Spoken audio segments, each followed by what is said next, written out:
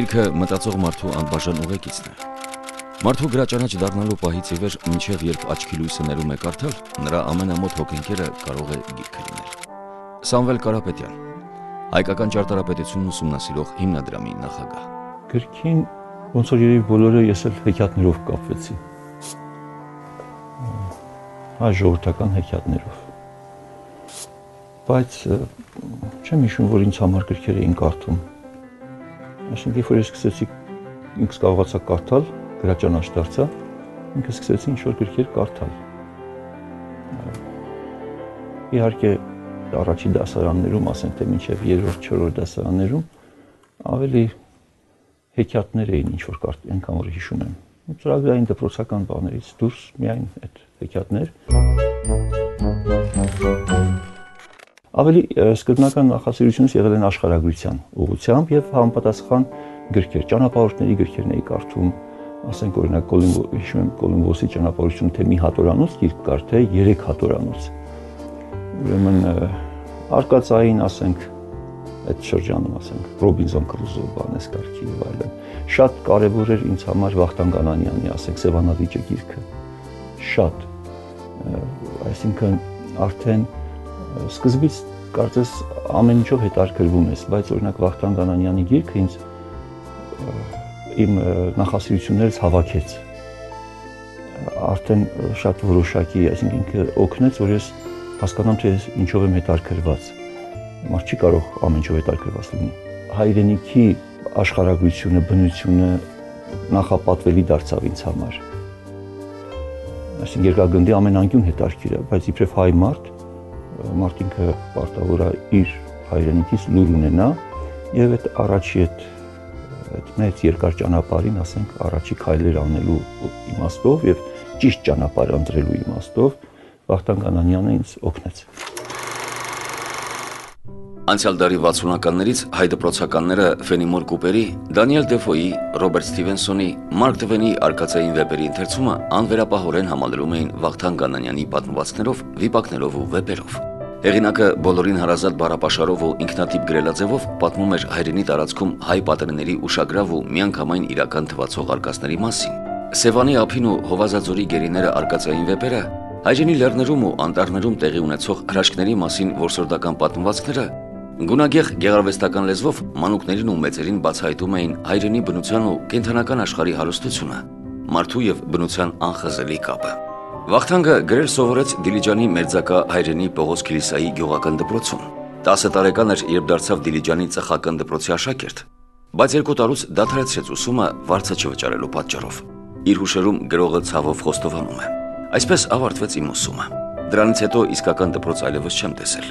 Իմ դպրոցը եղել է մայր բնությունը, որի գրքում ես մեծացել եմ։ Բայց նաև ինքնուսուցման ու ընթերցասիրության շնորհիվ Վախթանգ Անանյանը աշխատակցեց մաչկալ, կոլխոզնիկ ու այլ պարբերականների, լրագրողական համբավ ձեռք բերեց, սկսեց ստեղծագործել։ Հայրենական պատերազմին մինչև հաղթական ավարտը մասնակցելուց հետո գրողը վերադարձավ իր սիրած աշխատանքին եւ գրական մնայուն արժեքներ ստեղծելով իրավամբ հաստատեց հայ գրականության մեջ արկածային ժանրի հիմնադիր լինելու իրողությունը։ Ընթերցողի սեղանին դրեց ոչ միայն պատմվածքների, հուշերի, ակնարկների ու խոհերի տասնյակ ժողովածուներ, հին վրանի փոքրիկ բնակիչը եւ ուր են տանում կածանները ինքնակենսագրական վեպերը, այլ նաեւ Հայաստանի կենդանական աշխարհը հնագույն ժամանակներից մինչև մեր օրերը 500-յակը։ Նրա երկերը թարգմանվել են տասնյակ լեզուներով։ Վախթանգ Անանյանի գրական վաստակը այսպես է գնահատել Պարույր Սևակը։ Նա գրում է հյութեղ, պարզ ու հասկանալի, ժողովրդական բառ ու բանով հարուստ, հետաքրքիր լեզվով։ Նրա լեզվամտածողությունը գերազանցապես հայերեն է, զերծ օտարություններից։ Գրում է ժողովրդի լեզվով, ժողովրդի մասին եւ ժողովրդի համար։ Այնպես է ստացվել, որ ես իմ այսօրվա մասնագիտությունը, ինչով որ ես զբաղվում եմ արդեն շատ տարիներ, շատ վաղուց ընտրեցի։ Այսինքն դպրոցական բարձր դասարաններում ես արդեն զբաղվել եմ իրականում նրանով, ինչով որ հիմա եմ զբաղվում։ Եվ դրա հետ կապված մասնագիտական գրքեր ձեռք բերելու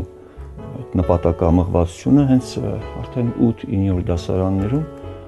ես աշխատում էի մեր պատմիչներին, ասենք աղբյուրագիտական, պատմագիտական տարբեր ուսումնասիրություններ, այսինքն այդ բնույթի գրքեր աշխատում էի ուրեմն այդ ընթացքում ինչքան որ հնարավոր էր ձեռք բերել։ Եվ արդեն մինչև դպրոցս ավարտել ես համեստ գրադարան ունեի հենց այդ բնույթի եւ կարող եմ ասեմ, որ եթե 1-2 ռուբլուց ավել գրպանումս հանկարծ գումար էր հայտնվում, ես ինձ հանկարծ գտնում էի արդեն գրախանութում, ուրիշ տարբերակ չկար։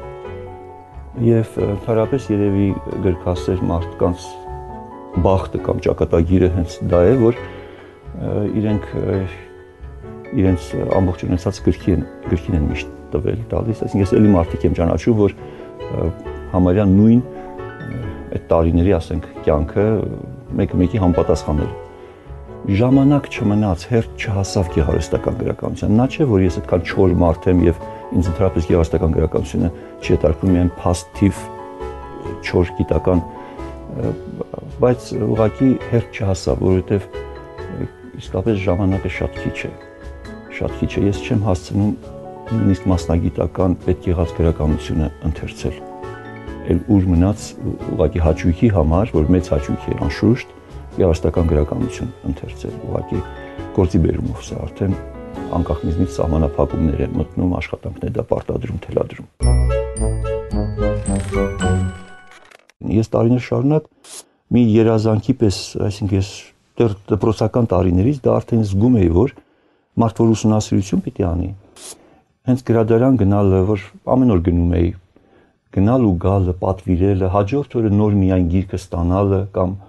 այս դրանք ժամեր էին, կորուստներ։ Եվ ես մտածում էի, որ պիտի կարողանամ ստեղծել մի գրադարան, որ ես տանս նստած չգնամ մատնադարան կամ թե ազգային գրադարան կամ թե արխիվ կամ իհարկե արխիվը ձեռագրեր են եւ ուզես չուզես պիտի գնաս, որտեղ ձեռագրերը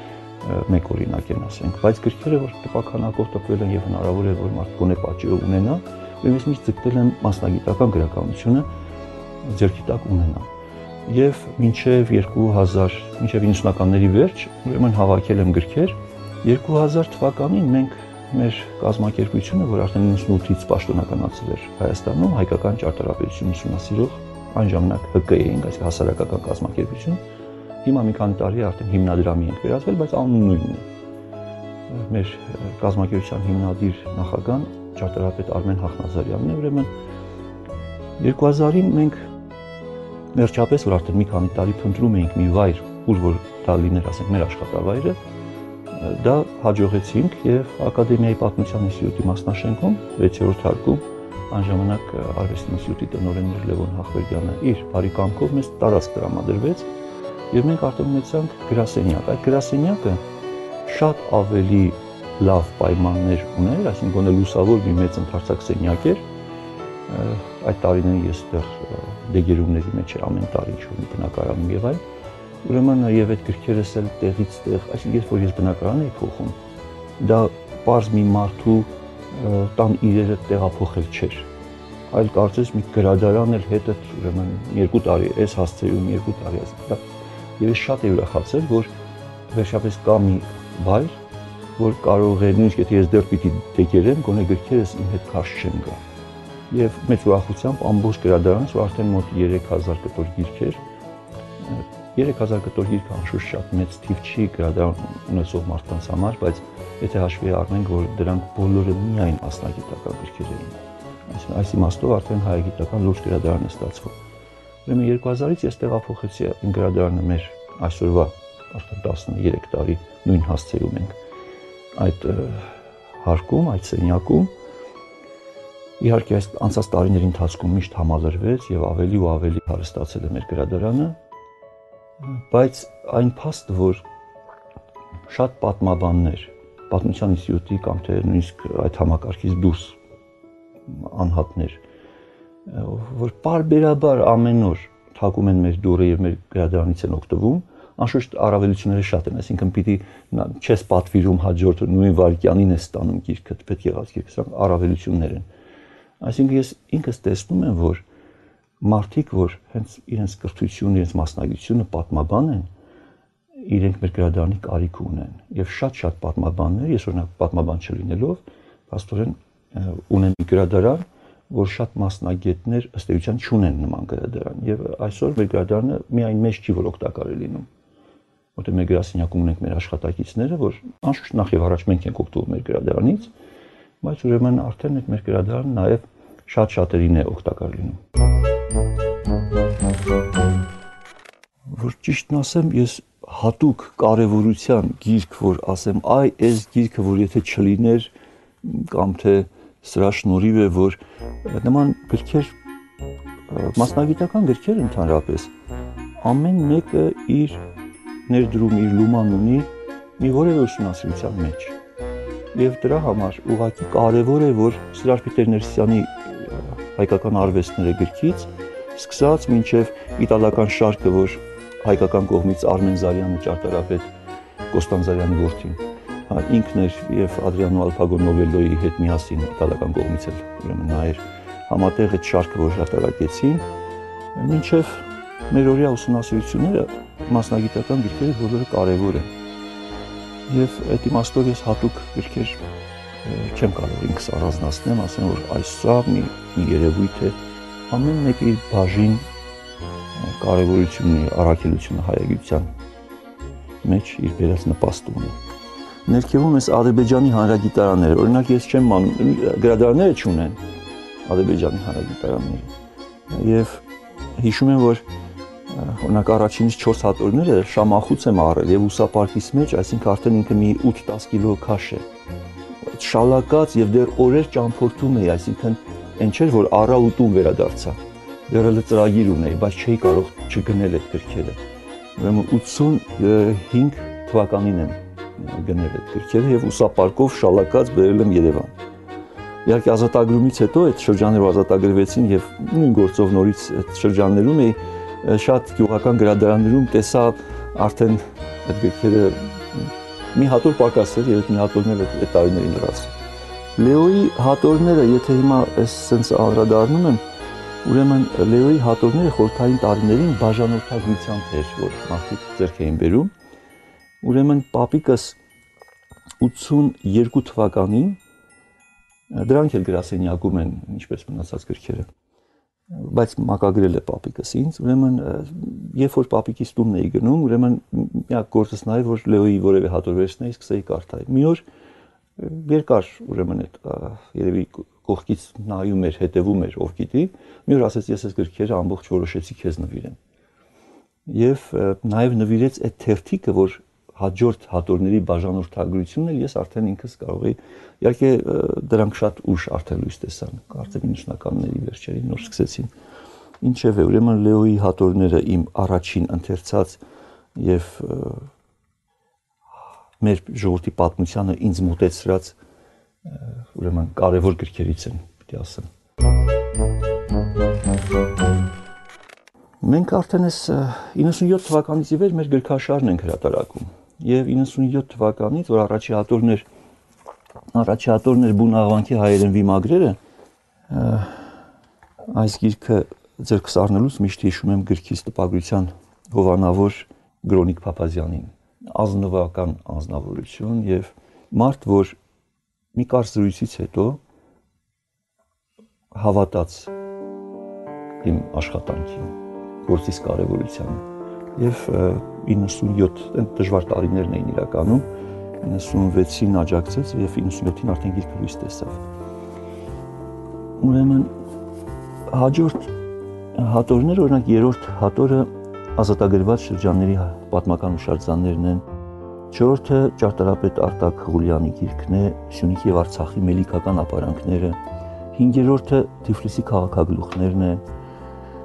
վեցը թե հայերեն հրատարակվեց, թե անգլերեն Արցախ, Հյուսային Արցախն է։ Այս Հյուսային Արցախ, ճիշտն ասած, իմ հրատարակած գրքերից ինձ ամենահոգեհարազատն է, որտեվ չեմ մանում, երևի Հյուսային Արցախ, այդ հայ աշխարհը, այդ երկիրը նախ ինքը իբրև բնաշխարհ մի հրաշալիք տարածք էր, երկրորդը այդ հրաշք բնության մեջ ապրող մարդիկ ազնվության մարմնացու էին, հյուրընկալ, այսինքն բյուրեղացված հայ մարդիկ էին ապրում այդ ամբողջ լեռնաշխարհում, այդ գյուղերում, ասենք, սկսած Բանանցից իր ամբողջ այդ շրջակա Շամխորի 15 հայկական գյուղերը, Դաշկիսանի 9 հայկական գյուղերը, Խավլարի եւ այլ եւ այլ։ Այսինքն թե ժողովուրդն է, որ լավ հուշ է թողել լավից լավ հուշ է թողել իմ մեջ, թե բնությունը եւ երևի դրան գումարած, որ կորցրել ենք այս մեր հայրենիք այս կարևոր մասը, հիմա բռնազավթված վիճակում է Ադրբեջանի տիրապետության ներքո, բացի ինքը հայագիտության բերելիք իր նպաստից ունի նաեւ քաղաքական առաքելություն։ Դրանք աշխատում ենք նաեւ օտար լեզվով էլ հրատարակենք։ Եվ դրանց թվում ասենք հենց Իսային Արցախ գիրքը, որ հրատարակեցինք նաեւ ուրեմն անգլերեն տարբերակով եւ այս տպագրությանը ազգային ժողովի նախագահ Տիգրան Թորոսյանն էր, որ աջակցեց տարիներ առաջ։ Մեր գրքաշարի 8-րդ հատորը հայերը կախեթում, 7-րդ հատորը ներողություն դեռ Կովկասյան թանգարանի հայկական հավաքածուն, ուրեմն 8-ը հայերը կախեթում գիտեք, որ 103 վրացախոս հայ բնակչություն ունեցող գյուղեր ունենք։ Յուրաքանչյուր գյուղի որտեղացիներ են գաղթի, որտեղից են գաղթել, ինչ ազգանուններ են կրում եւ այլն եւ այլն։ 9-րդը Ջավախքն է։ Ջավախքը նորից նույնի անգլերենն էլ հրատարակել ենք։ Ջավախքը մեծադիր հատոր է, այսինքն մեր գրքերից կան մի քանի հատորներ, որ մի 6-700 էջանի գրքեր են, ու դրանց շարքին է նաեւ Ջավախքը, որ մոտ 100 գյուղի պատմություն է ներկայացնում, այս բոլոր գյուղերը իրականում եւ խտրական վերաբերմունք չկա ինչպես նախկինում հրատարակված բոլոր ուսումնասիրություններում, այն իմաստով, որ ասենք Երվանդ Լալայանից սկսած հայկական կողմը ինչ որ հրատարակել է, անդրադարձել են միայն զուտ հայկական հուշարձաններին։ Կամ ասենք, եթե վրացիներն են հրատարակել, միայն այն ինչ որ իրենք դիտարկել են, որ սա վրացական է, անտեսել են հայկականը։ Այնինքն սա առաջին աշխատությունն է, որ այդ գավառի տարածքում, այդ շրջանների տարածքում ինչ որ կա հողի վրա։ Որտեղ եթե մի գյուղում կա հայերեն արձանագրություն եւ նաեւ վրաց մեսրոպատար արձանագրություն, նույն հողի պատմությունն է։ Չես կարող աչք փակես մեկի կամ մյուսի նկատմամբ։ Ուրեմն համալիր նյութը ուսումնասիրված է այս հատորի մեջ։ Երբ որ ես դեռ դպրոցական էի եւ ձեզ ասեցի, որ Մակար եպիսկոպոս Բարխուդարյանցի Արցախ գիրքը արտագրել էի, Մակար եպիսկոպոս Բարխուդարյանցից 10 տարի էլ առաջ Հայկունին Եղիշե Ավագանակ Եղամյանցը Ախալցխայցի է ծննդով, այս մարդը շատ բացառիկ անհատականություն է եղել, ուրեմն Ախալցխա քաղաքի քաղաքագլուխն է եղել մի շրջան։ Հետո պաշտոնը թողնելուց հետո հոգեորական է ձեռնադրվել եւ երբ որ դարձել է հոգեորական, սկսել է անվերջ ճամփորդել եւ միայն իր հայրենիքի տարածքում։ Եվ իր ճամփորդությունների վերաբերյալ հաճախ հոդվածներ է հրապարակել։ Օրինակ իր արցախյան ճամփորդության վերաբերյալ 42 հոդվածից շարունակելի տպվել է 1885 թվականին, ուրեմն մի հոդվածաշար է հրատարակել Թիֆլիսում լույս տեսնող Մեղու Հայաստանի շաբաթաթերթում։ Եվ սա իր ճամփորդության անցած ուղին է, այն բոլոր բնակավայրերը, որ այդ արցախյան ճամփորդության ընթացքում ինքը այցելել է, շատ լավ գրիչ ունի, այնպես ընթերցվում, որ էլ ասելու չի։ Եվ ուրեմն ես մտածում էի, որ Մակար Բարխուդարյանցի աշխատությունը վերջին տարիներին էլ Արցախի այս ազատագրումից հետո երկու հրատարակություն ունեցավ, թե Երևանում հրատարակվեց, թե Ստեփանակերտում։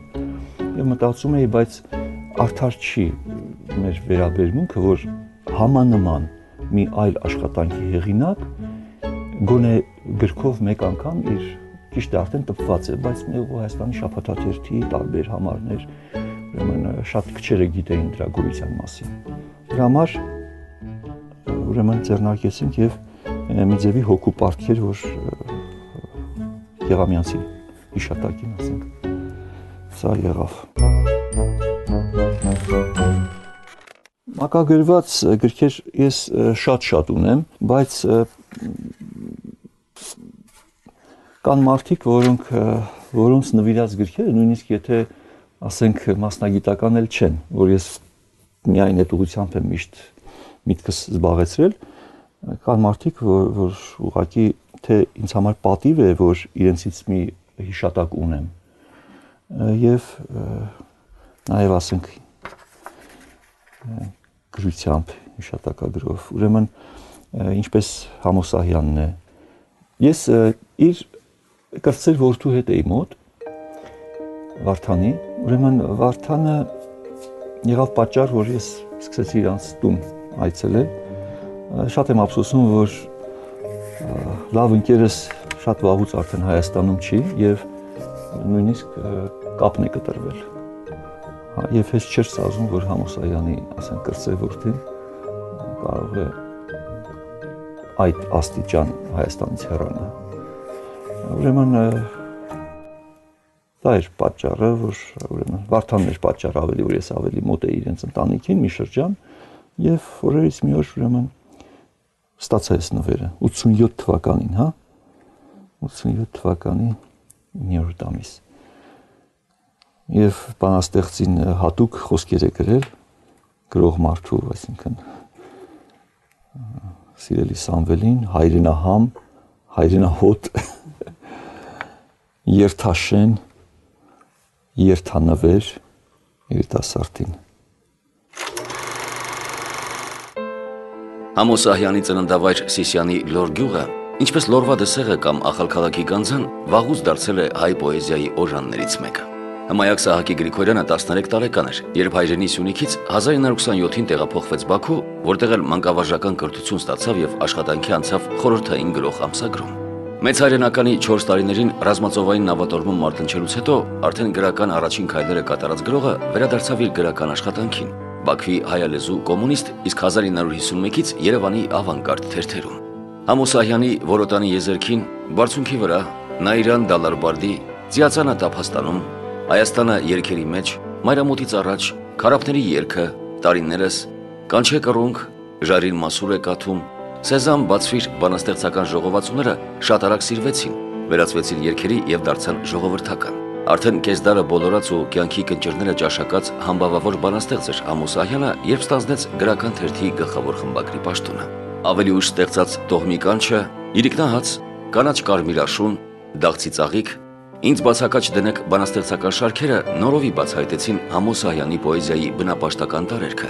անհատական խոհականությունը, խորին կապացությունը հայրենի հոգևոր արմատներին։ Մանկությանը վաղուց անցած օրերին հայրենի լեռ ու ձորին բանաստեղծի յուրաքանչյուր անդրադարձը խորապես անձնական է, միաժամանակ հնչեղ ու համամարտկային։ Համոս Ահյանը նաև հայրենների հեղինակ է։ Թարգմանել է Պուշկինի, Եսենինի, Լորկայի, Տարկովսկու, տասնյակ այլ բանաստեղծների երգեր։